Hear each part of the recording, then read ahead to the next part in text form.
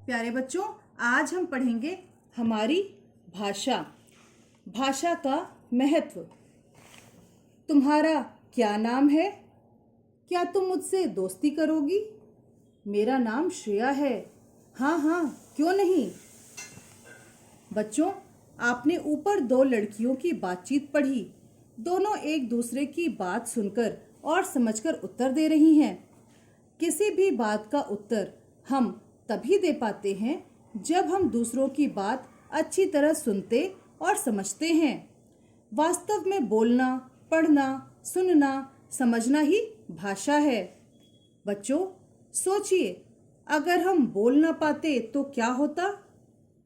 अगर हम बोल ना पाते तो हमारे पास भाषा ही नहीं होती।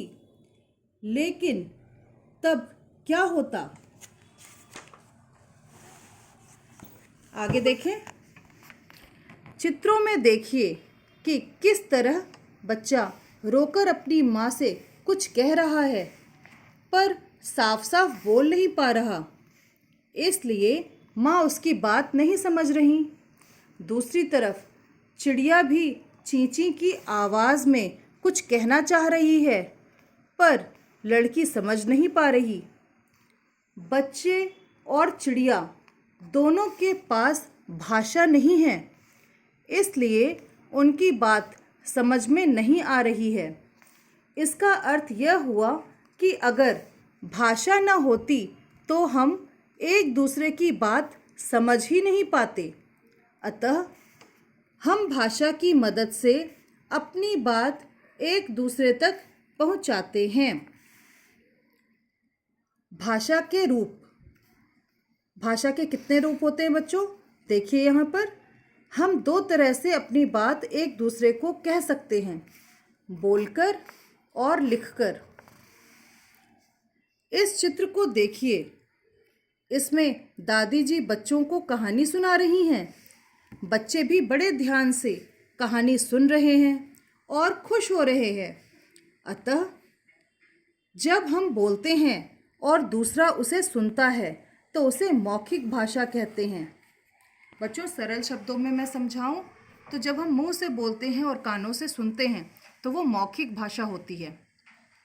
अगला है, इस चित्र में गीता अपनी अभ्यास पुस्तिका पर कुछ लिख रही है और राधिका उसे पढ़कर समझ रही है। अतः जब हम लिखते हैं और दूसरा उसे पढ़कर समझता है तो उसे लिखित भाषा कहते हैं। इस संसार में सभी पशु पक्षी, जीव जंतु बातें करते हैं। अंतर बस केवल इतना है कि उनकी अपनी एक बोली है जिसे वही समझते हैं।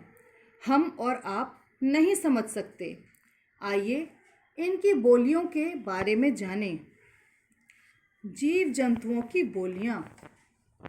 देखिए, ये क्या है? ये बिल्ली बनी है और इसकी बोली कैसी होती है? म्याऊं म्याऊं। और ये क्या है? कबूतर। और ये कैसे बोलता है? गुटरगू। ये क्या है? एक कौवा। और इसकी आवाज़ को हम कैसे समझते हैं? काव काव। ये क्या करता है? काव काव। आगे देखें। ये है मेढक और मेढक की आवाज़ कैसी होती है? टर टर। और ये कुत्ता कैसे कहता है? भौं भौं। चिड़िया ची ची। बकरी में में। तोता टें टें। बतख क्वैक क्वैक। तो बच्चों, आगे देखते हैं लिपि। किसी भी भाषा को समझने के लिए कुछ विशेष चिन्ह बनाए गए हैं। इनका प्रयोग ध्वनियों को व्यक्त करने के लिए किया जाता है।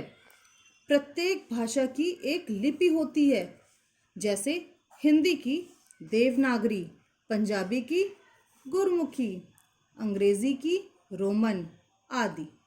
अतः ध्वनियों को लिखने के लिए प्रयोग किए गए चिन्ह लिपि कहलाते हैं। आगे देखिए, व्याकरण, जिसको आप अंग्रेजी में ग्रामर कहते हैं। लड़की रही थी पढ़, पेड़ पर बंदर चढ़ रहा है, ऊपर दो वाक्य लिखे गए हैं।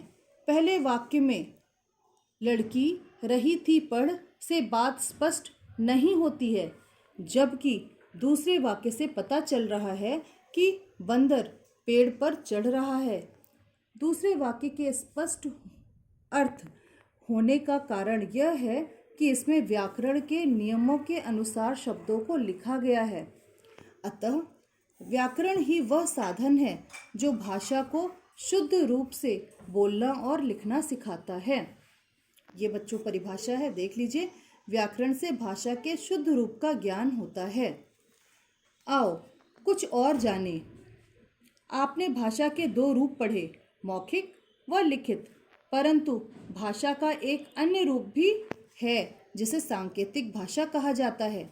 इसमें संकेतों द्वारा अपनी बात समझाई जाती है, लेकिन भाषा का मान्य रूप नहीं होने के कारण यह अधिक प्रचलन में नहीं है।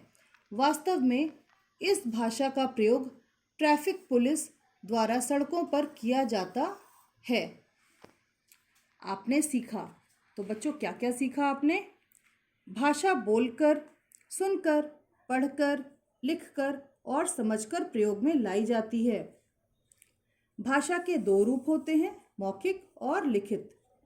भाषा को व्यक्त करने के लिए चिन्हों अर्थात लिपि का प्रयोग किया जाता है। सभी जीव जंतुओं की अपनी अपनी बोली होती है।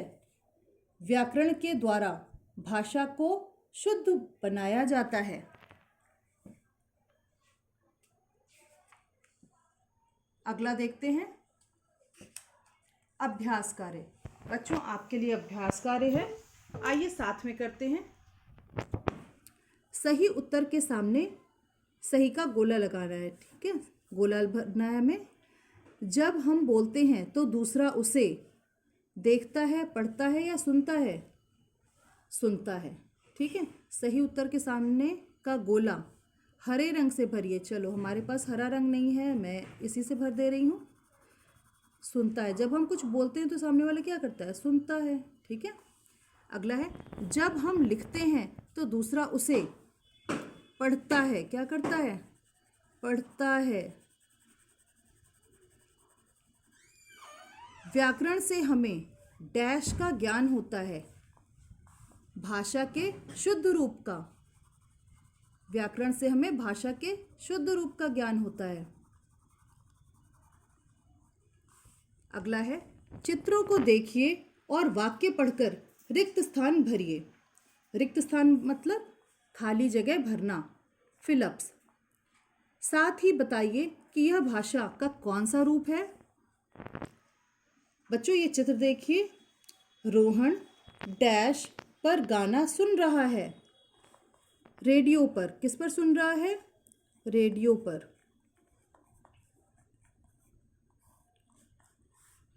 और ये भाषा का कौन सा रूप है? ये है मौखिक रूप।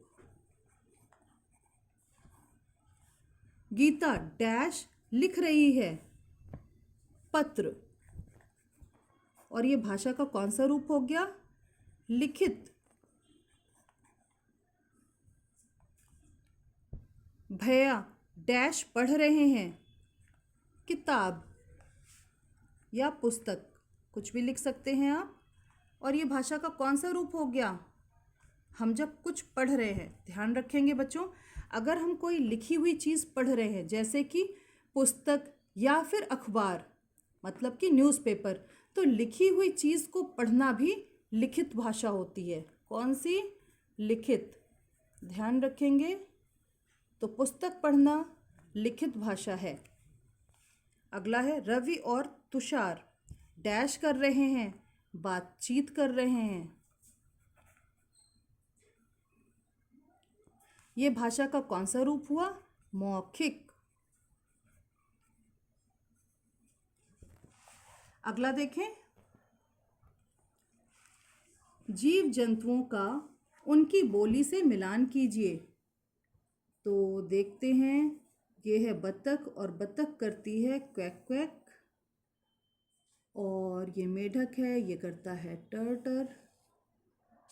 ये चिड़िया चीं चीं। और ये बिल्ली म्याऊं म्याऊं, और ये बकरी में में, और ये कुत्ता भौं भौं। सारे मिला लिए हमने।